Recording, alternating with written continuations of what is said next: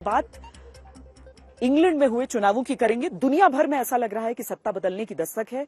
England में भी सत्ता वहां पर बदल गई है। लेबर पार्टी ने चुनाव जीत लिया है।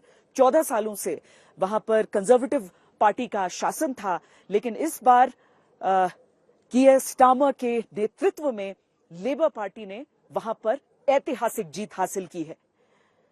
अब इस परिवर्तन के साथ भारत के साथ इंग्लैंड के संबंधों पर क्या और कितना असर पड़ेगा?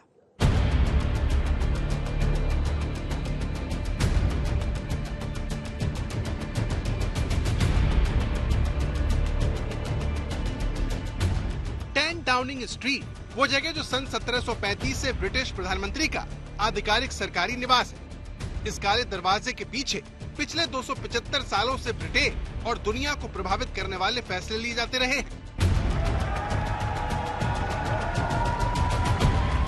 अब सवाल है कि ब्रिटेन में स्टार्मर की प्रचंड जीत हिंदुस्तान के लिए कैसी है। परिवर्तन के नारे के साथ सत्ता में आए स्टार्मर भारत के लिए कैसे रहेंगे? क्या उनका रुख भारत को लेकर ऋषि सुनक से अलग होगा जो चुनाव हार गए?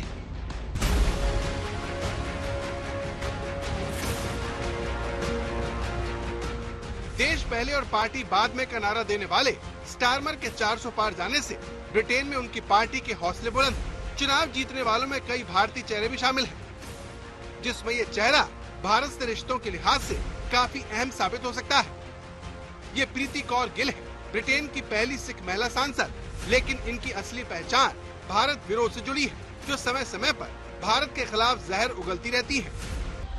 साल की शुरुआत में लेबर पार्टी से चुनाव जीती प्रीति कौर गिल ने ब्रिटिश संसद के निचले सदन में ब्रिटेन में रहने वाले सिखों का मुद्दा उठाया और कहा था कि भारतीय एजेंट्स का टारगेट ब्रिटेन में रहने वाले सिख है। ब्रिटेन में रह रहे कई सिख उनकी हिट लिस्ट में है। उन्होंने सवाल उठाया था कि ब्रिटिश सरकार सिखों की सुरक्षा पर क्या कदम उठा रही है। उन्होंने अपने भाषण में ऑस्ट्रेलिया, कनाडा, न्यूजीलैंड, अमेरिका और यूके के इंटेलिजेंस अलायंस का भी जिक्र किया। प्रीति कौर गिल ने सब बातें चुनाव से पहले कही थी, जब उनकी पार्टी की सरकार नहीं थी, लेकिन अब ऐसा नहीं है।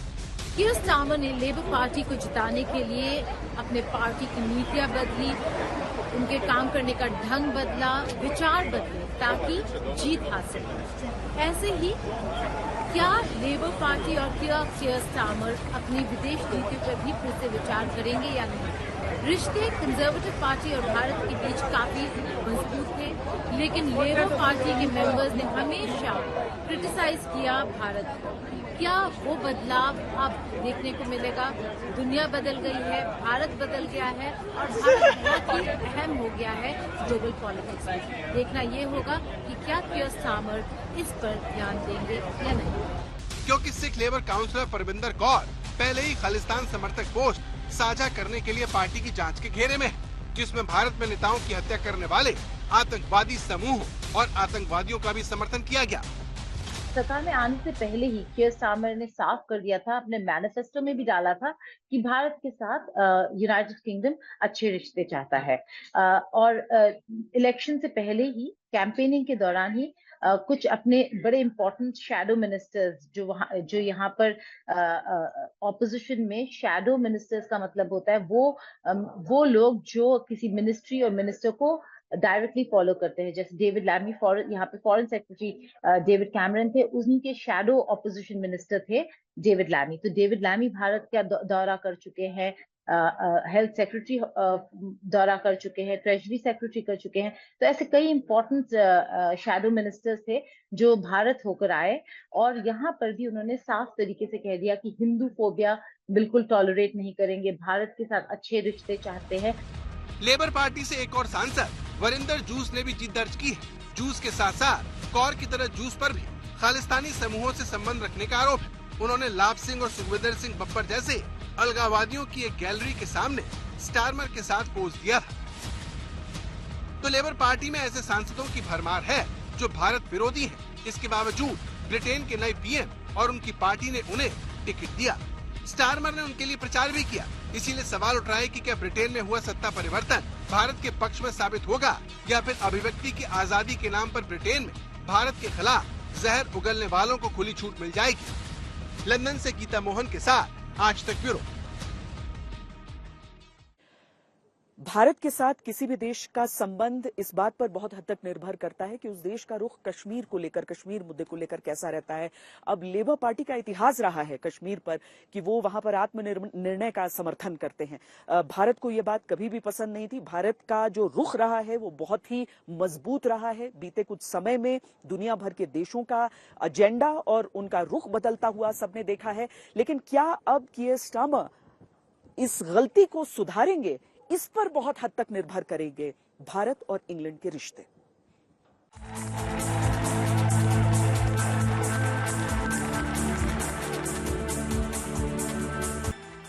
ब्रिटेन में कीर स्टारमर की जय जयकार हो रही है तो वहीं ऋषि सुनक का मजाक उड़ाया जा रहा है। ब्रिटेन के प्रधानमंत्री की कुर्सी छोड़ने वाले ऋषि सुनक की हार के बाद हो रही आलोचना किसी को भी चौंका सकती है। ये तस्वीर नतीजों के फौरन बाद की है जब ऋषि सुनक अपनी हार पर बोल रहे थे। इसी दौरान एक शख्स एल यानी लूजर का साइन लेकर उनके पीछे खड़ा हो गया। ये देखिए, हरे रंग का चश्मा पहना ये शख्स निको ओमिलाना है जो ब्रिटिश चुनावों में सुनक के सामने खड़ा था, लेकिन चुनाव हार गया। बावजूद इसके ये ऋषि सुनक का मजाक उड़ाने के लिए इस तरह से उनके पीछे खड़ा हो गया। हालांकि ये शख्स कैमरे के फ्रेम में न आए, इसके लिए कैमरामैन ने काफी मशक्कत की, लेकिन ये तस्वीर ब्रिटिश चुनाव की सबसे चर्चित तस्वीर बन गई है। ये वही ऋषि सुनक है जिनके कार्यकाल में भारत और ब्रिटेन के रिश्तों ने नई उड़ान भरी, संबंध मजबूत हुए, उसमें सुधार हुआ। माना जाता है कि कंजर्वेटिव पार्टी के सत्ता में आने के बाद से भारत और ब्रिटेन के रिश्ते मजबूत हुए। खासकर बोरिस जॉनसन के कार्यकाल में भारत और ब्रिटेन के रिश्तों में ऊर्जा आई। साल 2022 में द्विपक्षीय संबंधों को व्यापक रणनीतिक साझेदारी तक मजबूत किया गया। पिछले कई वर्षों से भारत और यूके के संबंधों को मजबूत करने में प्रधानमंत्री जॉनसन की बहुत महत्वपूर्ण भूमिका रही है। इस समय जब भारत अपनी आजादी का अमृत महोत्सव मना रहा है, प्रधानमंत्री बोरिस जॉनसन का यहां आना अपने आप में एक ऐतिहासिक पल है। I believe the partnership between Britain and India, one of the oldest democracies, Britain is one of the oldest. I mean, Iceland they say is older, but we're one of the oldest.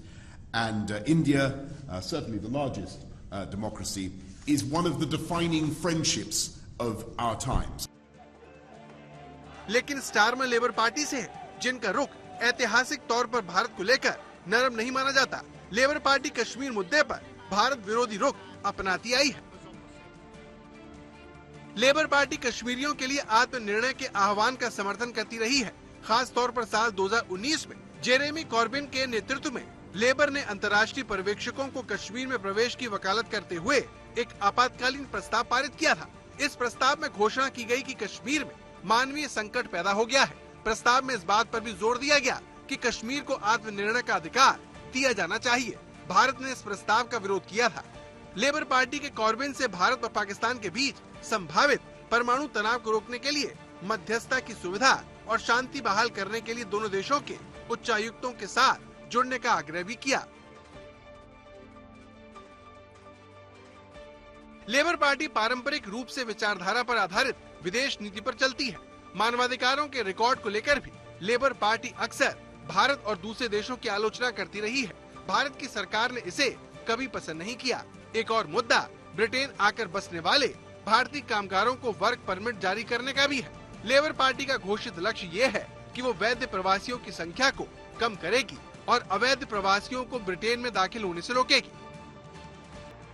तो साफ है कि अगर Starmer Bharat के साथ अच्छे रिश्ते कायम करना चाहते हैं तो फिर उनको भारत सरकार को यकीन दिलाना होगा कि वो ज्यादा व्यवहारिक विदेश नीति पर चलेंगे। अब देखना ये है कि ब्रिटेन की नई सरकार इन दोनों के बीच किस तरह का संतुलन बनाती है। लंदन से गीता मोहन के साथ आज तक ब्यूरो। जिस तरह की इंग्लैंड की हालत है उसमें कीयर स्टार्मर के लिए बहुत आसान नहीं रहने वाला है अपना पूरा कार्यकाल। और वैसे भी भारत की भी बहुत अधिक आवश्यकता इंग्लैंड को रहेगी, भारत की भी और भारतवंशियों की भी, क्योंकि अभी जो चुनाव हुआ उसमें बोलबाला रहा भारतवंशियों का, चाहे लेबर पार्टी हो या कंजर्वेटिव पार्टी हो, दोनों से भारतवंशी बड़ी संख्या में जीत कर आए।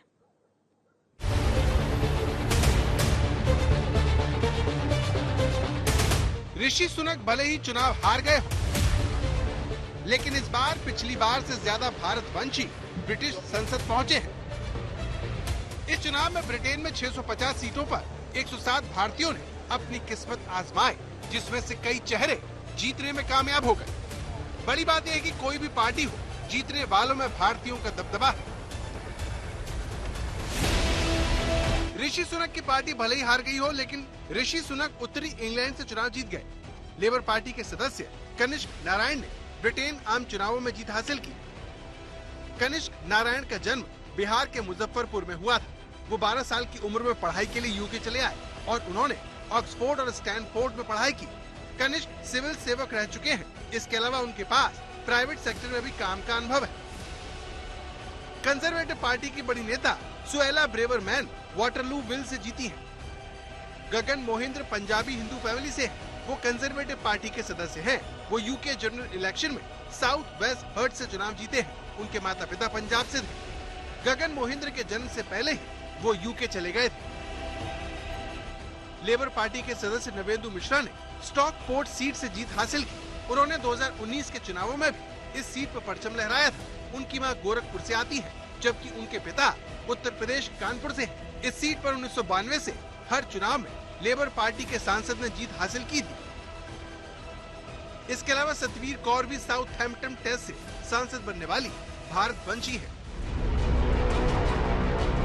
पिछली संसद में लेबर पार्टी के 6 सांसद भारतीय मूल के थे। इस बार ये तादाद 2 गुना होने की बात हो रही है। लेबर पार्टी में स्टारमर के करीबियों को लगता है कि ब्रिटेन की राजनीतिक हकीकत दोनों देशों के रिश्तों में सुधार सुनिश्चित करेगी। अब इस चेहरे को देखिए, ये ब्रिटेन चुनाव का सबसे चर्चित चेहरा है। इसकी वजह शिवानी राजा की जीत में छिपी है।